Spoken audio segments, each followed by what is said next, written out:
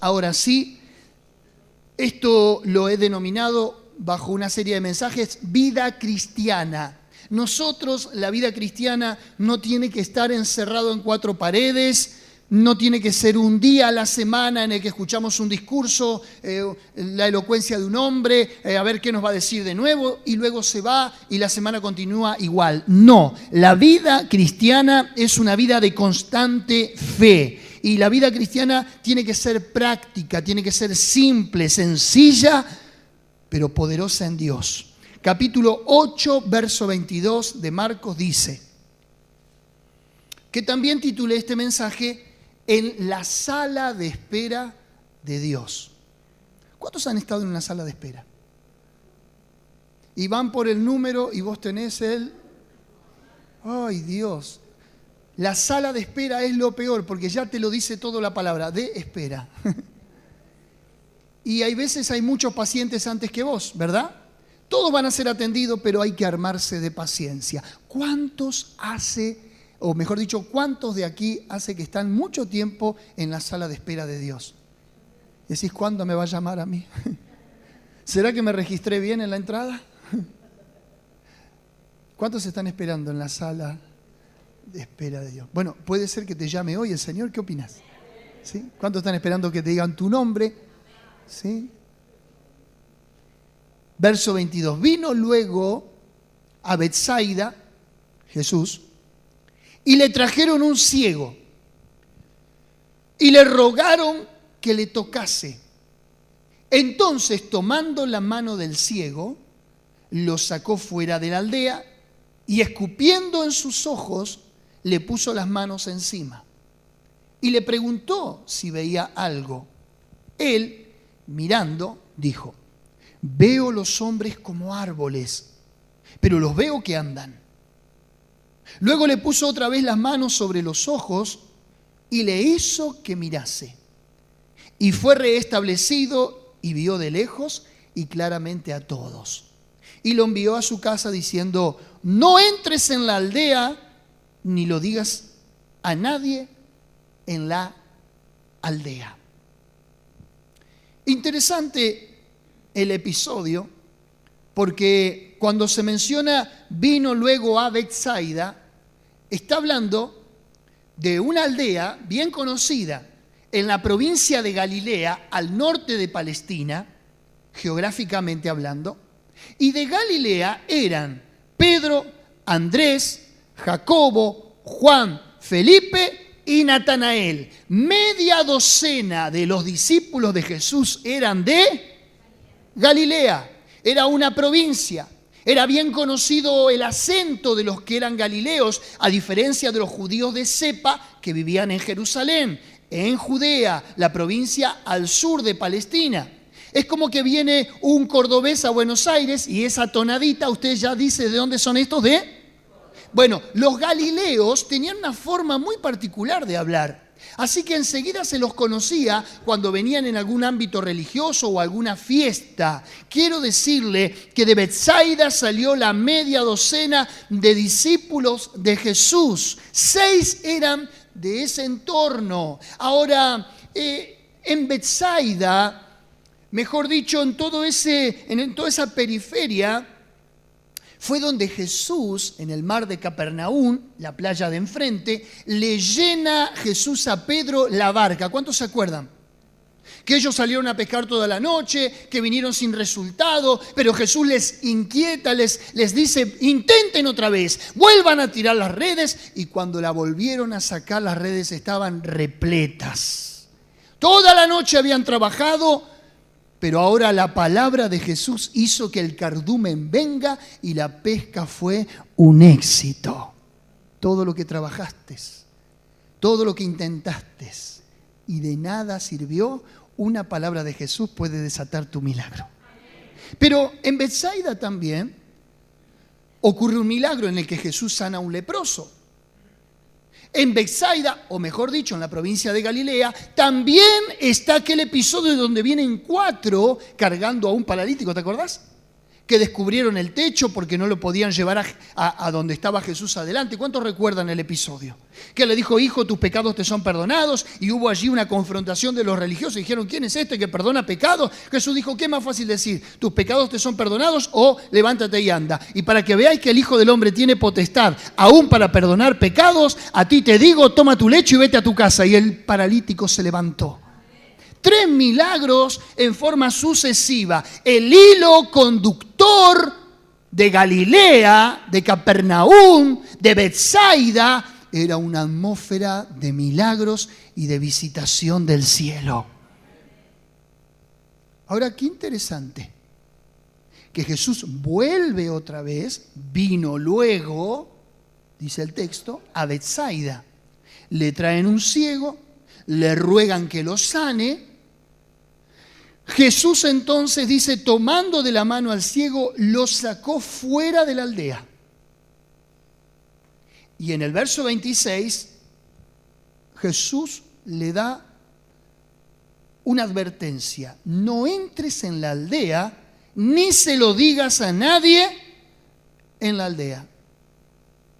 ¿Qué mejor que se hiciera público semejante milagro? ¿Qué tenía Jesús con esa aldea? Si en esa aldea conoció a sus más amados discípulos, si en esa aldea fue donde pudo llenar las redes y cambiar el fracaso en victoria. Quiero que vaya conmigo, ahí en la pantalla nomás, a Mateo 11, versículo 20, dice, Mateo 11, 20. Entonces comenzó a reconvenir a las ciudades en las cuales había hecho muchos de sus milagros, porque no se habían arrepentido, diciendo, ¡ay de ti, Corazín! ¡Ay de ti, Betsaida! Porque si en Tiro y en Sidón se hubieran hecho los milagros que habían sido hechos en vosotras, tiempo a que se hubieran arrepentido en cilicio y en ceniza. Por tanto os digo que en el día del juicio será más tolerable el castigo para Tiro y Sidón que para vosotras. Y tú, Capernaum, que eres levantada hasta el cielo, hasta el Hades serás abatida. Porque si en Sodoma y Gomorra se hubieran hecho los milagros que se hubieran hecho en ti, habría permanecido hasta el día de hoy. Jesús suelta una sentencia, escúchenme bien, y un juicio contra estas ciudades. Capernaum, la ciudad de Pedro, Betsaida, la ciudad de Felipe, pero en definitiva la provincia de Galilea. En Caná de Galilea Jesús convierte el agua. ¿Cuántos milagros? Pesca, transformación de elementos físicos, curación imposible de un paralítico, de un ciego, increíble. Pero ahora cuando tiene que sanar a una persona, Jesús se encuentra con que hay una sentencia de su propia boca sobre un lugar geográfico. Y él no puede volver a hacer un milagro ahí adentro porque había una sentencia en ese territorio, en esa atmósfera. Por eso es que lo saca. ¿Por qué lo saca? Porque ya había hecho milagros, pero todavía en esa tierra, a pesar de los milagros, todavía había incredulidad. ¿Y por qué había incredulidad? Y porque si no se hubieran arrepentido y se hubieran vuelto a Dios. Es como cuando usted dice, ¿cómo puede ser que mi familia vio el cambio que Dios hizo en mi vida? ¿Cuántos se preguntaron esto alguna vez? ¿Por qué no vienen a la iglesia? ¿Por qué no se convierten? Si vieron lo bandido que era, si vieron las cosas desastrosas que hice y cómo Dios me transformó y hoy puedo ser un padre, puedo ser un vecino, puedo ser una persona trabajadora, puedo ser alguien correcto, puedo ser alguien transformado. ¿Cómo puede ser? ¿Cuántos se lo preguntaron? ¿Por qué no fueron afectados por la fe? Mire, hay veces que ni los milagros convierten a la gente. ¿Qué es un milagro? un milagro. Se llama milagro porque es algo que no se puede describir, por eso es milagro. Es algo sobrenatural. Algo natural que se altera, por eso es sobrenatural. Ahora, qué interesante que Jesús lo saca al ciego de Betsaida, porque Betsaida no es un lugar para la fe. Y bajo esta serie de mensajes en el que la fe se contagia, hay veces y hay lugares en los que el entorno no te ayuda a la fe. Y cuando hay algo que va a socavar tu fe, y cuando hay algo que te va a robar tu creencia en la palabra, cuando hay algo que te va a sacar de Dios o que va a impedir que Dios fluya en tu vida, pues entonces tenés que salir de Betsaida. ¿Se está entendiendo? Porque si ya tuvo su oportunidad y en esa oportunidad no hubo un cambio, no hubo una transformación, quiere decir que no es el lugar para que te asocies, para que vivas y para que Dios pueda hacer un milagro en tu vida. Hay veces que el entorno afecta a la fe. Hay veces que la atmósfera de la vida en la que vivimos tiene una gran influencia. ¿Dónde es un lugar donde hay una atmósfera de fe? En la casa de Dios, en la iglesia, en la célula, con tus hermanos en Cristo. Cuando vos te asociás en lo que Pablo va a llamar en 2 Corintios el yugo desigual. Algunos toman como que el yugo desigual es simplemente para aquellas personas que se emparentan en una relación afectiva, hombre-mujer, uno cristiano, el otro inconverso, o uno inconverso y el otro cristiano. Muchos trazan esa línea simplemente para las relaciones sentimentales, como un yugo desigual, alguien que está en la fe y alguien que no lo está. No necesariamente. Sí es cierto que se puede aplicar ahí, pero también el yugo desigual tiene que ver con nuestras relaciones. Hay relaciones que atentan y que dinamitan tu fe. Tenés que salir de Betsaida. Decir al de al lado, salí de Betsaida. Jesús lo saca de la mano. ¿Por qué? Porque el ciego no podía ver. Es más, ¿dónde permaneció ciego este hombre que estaba a punto de recibir el milagro? En Betsaida. En Betsaida se te ciegan los ojos. En Betsaida se te pone un velo a tu corazón, a tu vida espiritual, y jamás vas a poder descubrir la revelación de Jesús. Ponele el nombre de Betsaida a lo que se te ocurra. Pero todo aquello que te ciega a la vida espiritual es Betsaida. ¿Hay alguien ahí? Entonces, tomando la mano, verso 23, del ciego, lo sacó fuera de la aldea y escupiendo en sus ojos, le puso la mano encima y le preguntó si veía. Él, mirando, dijo: veo los hombres como árboles, pero los veo que se mueven. Qué raro, ¿no? Primero, que siempre que vemos que Jesús hace un milagro, inmediatamente la persona empieza a ver, ¿sí o no? Capítulo 9 de Juan, ciego de nacimiento, el ciego Bartimeo, los dos ciegos que aparecen en el libro de Mateo. Pero acá es raro, porque pareciera que Jesús está haciendo un milagro a medias, ¿verdad que sí? Y lo peor de todo es que la ceguera que es supuestamente sanada en el hombre está distorsionada, está afectada. Veía a los hombres como árboles que se movían. Qué cosa rara, ¿no? Pero ¿sabe qué? En aquel tiempo, en Palestina, no había garrafa, no había gas natural, y mayormente los hombres andaban con un bagaje de ramas secas sobre su espalda y muchos aún sobre su cabeza. ¿Puede imaginárselo? ¿Sí? Seguramente Betsaida era la puerta de la ciudad, la puerta de la aldea, porque él lo saca de Betsaida. Quiere decir que lo saca fuera de la ciudad. Y de la puerta para allá ya no es Betsaida. Betsaida es la puerta para dentro de la ciudad. Así que, ¿dónde va a recoger las ramas la gente? Al campo. Mayormente en la entrada es donde la gente viene con las bolsas, con el ganado y con las ramas. Así que este hombre ve por primera vez a los hombres, pero que son como árboles. En realidad no eran árboles caminando. Eran gente que venía con un cargamento de leña. ¿Nunca lo vio así, de esta manera? Ah, sí me gusta.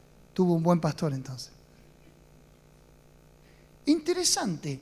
Si yo tengo que aplicar este texto a la vida espiritual o a la vida de un creyente convertido, recién convertido, en proceso de convertirse, porque quién más, quién menos de nosotros vino alguna vez a Jesús, vino a la iglesia.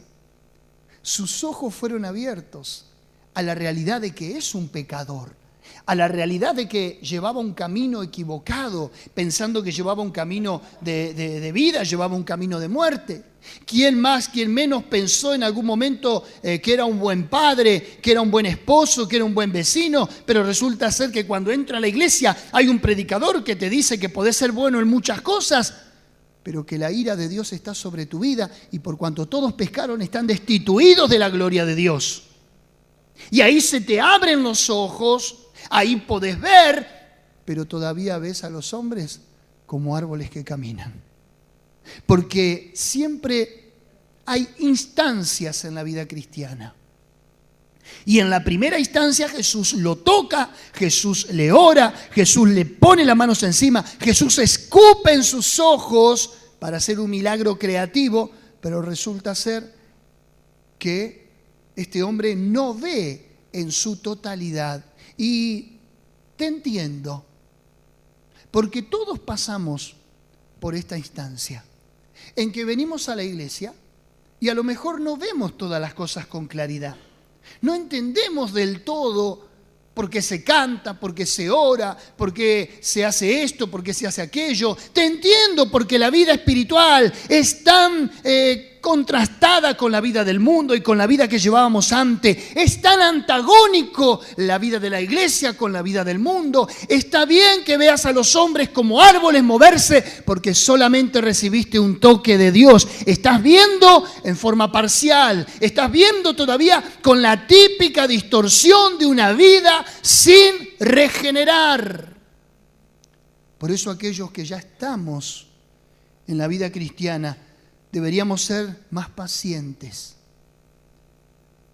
más comprensivos con aquellos que todavía tienen conductas que tienen que ser transformadas. ¿Me está entendiendo lo que le digo? Hay veces somos muy rígidos y decimos, mirá, viene a la iglesia y todavía hace tal o cual cosa, mirá, viene a la iglesia y mirá su vida, su ropa, sus formas, cómo se mueve, cómo se maneja. Bueno, recibió un toque de Jesús. Todavía ve la distorsión. Está con un pie adentro y con un pie afuera. Está en esa dicotomía todavía de llevar una vida placentera en el mundo y de querer buscar la bendición de Dios. Todos recibimos un primer toque de Jesús cuando nos trajo, cuando nos mostró quién era, cuando al menos pudimos divisar de qué se trataba. Verso 25. El primer toque o el primer encuentro con Jesús fue todavía una vida sin regenerar. Verso 25. Luego le puso otra vez las manos sobre los ojos. Diga conmigo, otra vez. Y esto significa que no hay que quedarse con un solo toque de Jesús o con una sola manifestación de Dios a nuestras vidas. La vida cristiana justamente tiene eso de apasionante, de que es una constante expectativa. A veces uno viene con un programa a la iglesia, viene a servir a Dios. El otro día le decía a mi esposa, vengo con ganas y con expectativas de que Dios haga algo nuevo. Que lo que yo preparé para predicar, que Dios me lo haga a un lado y que Él pueda hablar por mi boca. Y que cosa que ojo no vio, ni oído yo, ni ha subido a corazón de hombre, que Dios la manifieste para los que lo aman. El miércoles pasado estuvimos en una de las iglesias del ministerio que está en el Partido de la Costa, el Mar del Tuyú. Colectivo pasa cada hora y media. Frío, había como si fuera una sudestada. Hay muy poquitos habitantes. No hay trabajo. O sos docente, municipal o policía. O un comercio muy pequeño. Ellos viven del turismo en la temporada. Después todo el año es patético. Los servicios carísimos. No hay shopping, no hay cosas que nosotros por ahí tengamos acá como para visitar, dispersarnos, etcétera, pasear. Miércoles, lluvia, barro, no andan los colectivos. La iglesia llena. Un frío. Hablás y se congelan las palabras. Y fuimos a predicar. Y ¿sabe que vinimos con mi esposa y decíamos, qué tremendo, cuántas cosas en contra? ¿Cuántas? No una, un sinnúmero de cosas. No hay remises porque los remises ¿en qué van a trabajar? No hay tren, colectivo 1 hora y media, hay que caminar. Nosotros acá tenemos todo, ¿sí o no? A pesar de que a veces el tren no quiere andar o lo están arreglando o pasa algo, pero después tenemos todo. Trabajo, que es lo fundamental. Poco, mucho, pero tenemos trabajo. ¿No será que hay veces necesitamos que otra vez el Señor nos ponga las manos encima? ¿No será que nuestra vida cristiana todavía está fragmentada y no podemos ver en su totalidad? ¿No tenemos una visión clara de las cosas? Pero dice el verso 25, luego le puso otra vez las manos sobre los ojos y le hizo que mirase. Y fue restablecido. Y vio de lejos y claramente a todos. En el segundo toque, este ciego fue sanado en su totalidad. Hay veces nosotros creemos que la primera vez que venimos a la iglesia ya Dios va a resolver todo. Hay veces pensamos que la vida cristiana tiene esa instancia y que bueno, ahora me tendré que acostumbrar. Por eso es que en parte lo titulé En la sala de espera de Dios. No somos tolerantes. Tenemos cero tolerancia a las crisis, a las pruebas o a lo que nos pueda ocurrir. Sin embargo, Dios tiene un toque más para tu vida. Dios todavía no terminó la obra en tu corazón. Dios todavía tiene mucho para revelarte. Dios tiene mucho para transformarte. Dios tiene mucho para sorprenderte. Dice el verso 26, y lo envió a su casa diciendo, no entres en la aldea ni lo digas a nadie en la aldea. ¿Sí? Dios te tiene que sacar, hay veces, de ese entorno enviciado, como dije al principio, de incredulidad. Ese entorno enviciado que no te está favoreciendo, que no te está edificando, que no te está dando esperanza. Cuidado con Betsaida. Cuidado con lo que atenta contra tu fe. Cuidado con las relaciones que sabotean y dinamitan tu confianza en Dios. Claro que en la iglesia también vas a encontrar gente que hay veces es negativa, incrédula, que reniega, que se queja, que despotrica, que es impaciente. Pero es en el lugar donde vas a escuchar la palabra.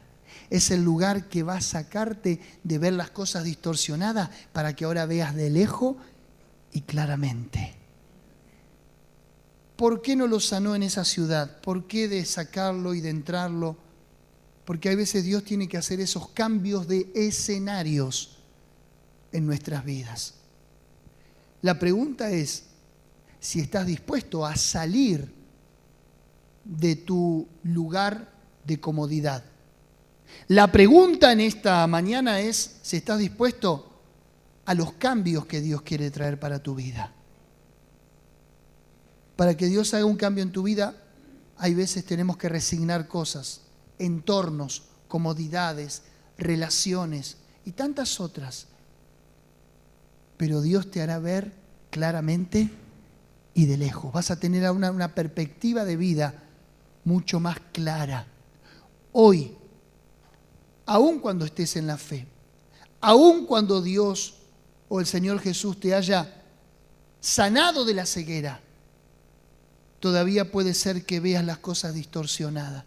Todavía puede ser que veas a los hombres de acuerdo a un prejuicio humano o algo que te afectó y que ahora todo el entorno para afuera es el reflejo de lo que tenés interiormente. Quiero decirte que hoy el Señor va a hacer su segundo toque en tu vida. Amén.